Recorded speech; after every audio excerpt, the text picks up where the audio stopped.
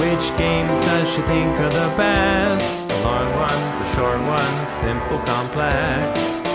What do you think for Ambie Valdez? Are all her favorite games 18XX? Let's see how well you guess. Hi, I'm Ambie and this is my top 100 games as of the end of 2019. In this video, I'm talking about games 40 through 31. My number 40 is 18mex, which is an 18XX game set in Mexico. If you're not familiar with the 18XX genre, I talk about it in my 18XX with Ambie series, so you can watch that. But some things that make 18mex unique are that it has a national railroad, it has miners and mail contracts are basically give the company money whenever it runs and has a train. And also it has a really fast train rush. At the beginning of the game, each company can only buy one train per turn, but then once the 4 trains hit, it can buy as many as they want. So at first it starts out really slow, but once the 4 trains hit, the train rush goes really fast. And I like it when there's a fast train rush because I like train rushes and the timing of trying to survive the train rush. So I like that part of 18mex. Also, 18mex is a shorter game compared to some other 18XX games.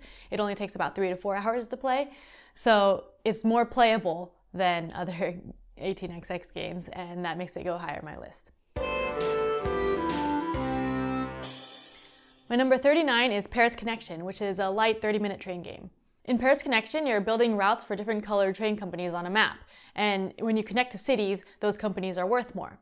You're trying to get the most worth at the end of the game, and your worth is your stock holdings times the company's worth. But the stock holdings and the route building are represented by the same little train cubes. So everyone starts with random train cubes that they have, and those are their shares that they start with. But on your turn, you can either choose to trade in 1 share for 2 shares of any color, or you can take 5 train cubes of a company and build a route with that. So you're doing a trade-off between trying to build a route to make a company good or to take stocks of those companies, because you can't do both at a time. Also, what's really fun about it is if you notice that someone else is taking a lot in, like the blue company, then you can take the blue company and make a bad route for them so that they don't get that much money. There's a limited number of train cubes for each company, so once they run out, you can't make that company better. So I think this is a really good, easy to learn train game, and it shows that shared incentive. The only problem with it is the setup takes a long time because you're randomly giving out the train cubes to each player, and then you have to separate out the train cubes into their colors and put them on the board. So if the setup were shorter, it'd probably be even higher on my list because I really like Paris Connection. My number 38 is Just One, which is a cooperative party game. In the game, one player is trying to guess a word and everyone else is giving them clues to guess that word. Everyone gives a 1-word clue. But the trick is, if you give the same clue as someone else, then those clues cancel out and the guesser doesn't get to see them. So you're trying to give a vague clue that no one else will give, but not too vague because you want all the clues to point to the correct words. So I really like team guessing games. I grew up playing games like Pictionary with my family and really like that. And I also really like cooperative games, so the word guessing and the cooperative makes this game really fun for me. My number 37 is The Grizzled, which is a cooperative card game where you're trying to survive the horrors of World War I. Instead of being a game about fighting the war, this is more a game about surviving the trauma and horrors of war. In the game, there's a deck of cards, and you're trying to play through all of those cards to get to the end of the war. You do this by going through a series of missions, and in each mission, everyone gets a certain number of cards, and they have to play them all. The cards each have different icons in them representing different threats, and to play them, you just play them into the middle of the table. If 3 threats of the same type come out, then you lose the mission, so you can only play up to 2 threats of each type. But you can't communicate what cards you have with the other players. So you're playing and trying to play threats so that it's possible to play more cards. And if someone can't play, then they'll have to pass and withdraw from the mission. There are also other cards that you play in front of yourself, and they're personal and have text on them that make you not able to do some things. So deciding when to play these bad cards and when to hold on to them, because you get penalized for holding on to cards at the end of a mission, it's really interesting just deciding when you need to play them. Another interesting part of the game is that at the end of each mission, you give support to other players. So you have these support tiles that give a direction, and that's who you're going to support. When you withdraw from the mission, you play those face down, and then everyone reveals them simultaneously, and they go, and whoever has the most gets support, and something good happens to them. But after you play it, you lose that support tile, and whoever got it gets it. So as the game goes on, you might only have support tiles that go to the player on your right. So if the person on your left really needs support, you can't help them. And I think that's really interesting, trying to balance that as well as balancing the cards that you have.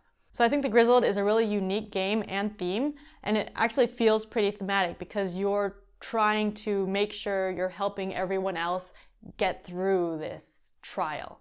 So that's why the Grizzled is my number 37. My number 36 is 1817, which is a pretty epic 18xx game. 1817 can take like 8 hours to play, so I don't play it that often, but when I do, it's really fun. What I really like about 1817 is that there's a lot of ways to get free money. There's a loan system where the corporations can take loans, and as more loans get taken, the interest rate increases more and more. So if only a couple of people are taking loans, then they're really cheap and it's totally worth it. But if everyone's taking loans, then they get really expensive. Also, you can short sell shares. So if there's a corporation that you think is gonna go bankrupt next turn or something, then you can short sell a bunch of their shares, basically selling shares that you don't own, and you get a bunch of money for that. But then, if that corporation ends up doing well and paying out, then you're liable for that as well, and you have to pay out.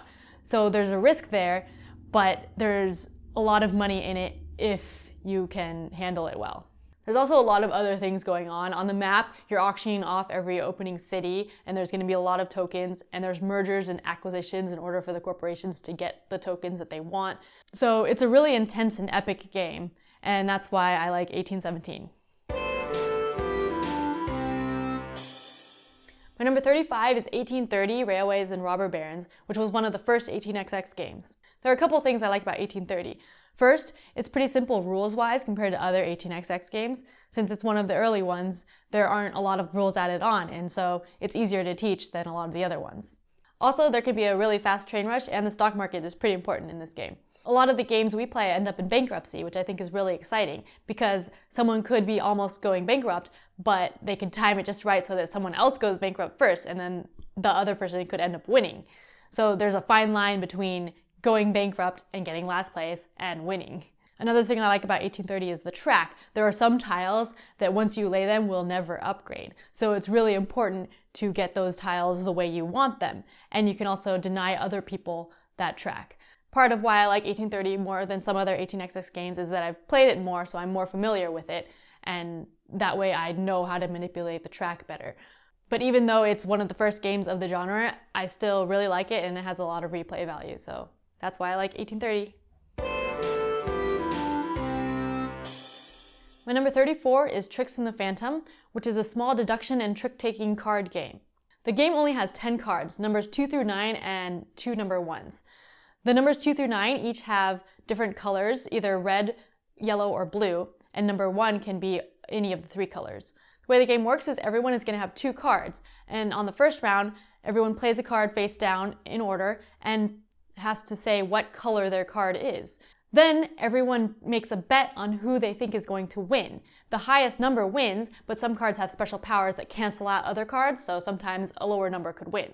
And in the first round, you had 2 cards, so you know one of the cards that wasn't played, but in the second round, all of those played cards stay out, and everyone plays a new card, so you know 4 other cards that have already been played and won't be in the next round. You have cheat sheets that say what the cards are, what the powers are, and what the colors are. So you know what color people play, and you're trying to deduce which number that is, and if someone played a card that will cancel that out, so you can try to figure out which one to bet on.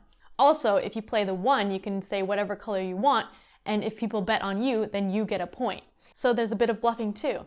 And I really like the deduction part because depending on the turn order, you get to see what other people bet on, and that can help you deduce what cards they think other people have and what cards they have. Even though I usually don't like bluffing that much, I think this is a good mixture of bluffing and deduction, and it's a really quick game, so that's why I like Tricks in the Phantom. My number 33 is Prêt-à-Porter, which is a worker placement game where you're in the fashion industry trying to run fashion shows. The game has a lot of different action spaces on the board, and you can go to the different actions to get things. You can get upgrades, you can get new designs for your clothes, you can get materials for the clothes, things like that. One cool thing is that everyone has the worker placement phase first, so everyone places their workers on the board, and then after that is all done, then the actions resolve. And the actions resolve in order. So first you're going to be getting things like upgrades, and then you'll be getting your designs, and then you'll be getting the materials for those designs.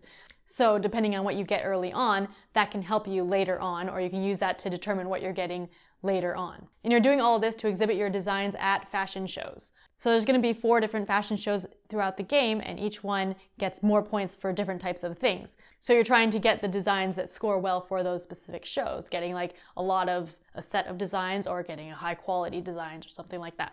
This game has a lot of planning ahead with the actions that you're doing and building up your designs for that fashion show. And I like games where you have to plan ahead a lot. I also like that it's a unique theme, and I think the theme works pretty well with the building up of your designs and trying to exhibit them at the fashion show.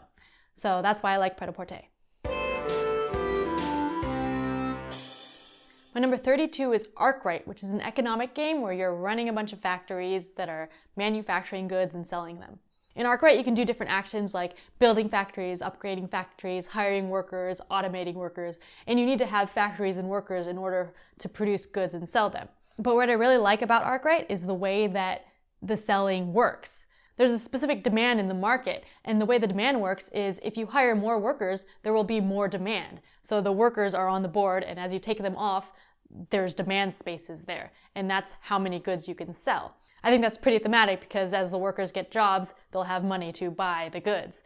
And it's also really interesting because you have some control over how much demand there is by hiring more workers. Also, the way the goods are sold is really interesting because you can set the price and quality of your goods. So if someone has a better deal of goods than you, those will go first. So if your goods are overpriced, you might not be able to sell any of them. And that's really interesting, just competing against other players making the same good. So Arkwright is another game that has a lot of the planning with building up the factories and building up your goods and stuff. But what I really like about it is the supply and demand and competing against the other players. So I think that is really interesting and really fun. My number 31 is Container, which is another economic game where you're manufacturing things and selling them. But what's interesting about Container is that almost all of the economy is between the players. So you're building factories and producing goods, and then those goods get sold to another player who stores them in their warehouse, and then they sell those goods to another player who ships them to an island, and then those goods get auctioned off to the player who has the highest bid. So all of this money is exchanging hands between players, and you're trying to get more profit than the other players. And for all of the transactions, you can set your prices. You set your prices for the initial goods, you can set your price for the warehouses, and then the auction, everyone just bids. Also, everyone has their own hidden card that determines how much each good is worth to them at the end of the game. So different goods are worth different amounts to different people. So not everyone will want to bid on certain ships because it won't have the types of goods that they want. So I think the player-driven economy and the paying to each other and setting your own prices is really interesting. And it makes you form alliances with people because if you're making the same thing, you can try to undercut each other to get your things sold, but then that ends up just helping the people who are buying your thing. So you both might decide, oh, maybe we'll just make them more expensive, so they're going to buy it anyway, and then we'll both make profit. So I think that's really interesting, and that's why I like Container. And that's it for my numbers 40 through 31. The rest of my list will be coming soon. Thanks for watching.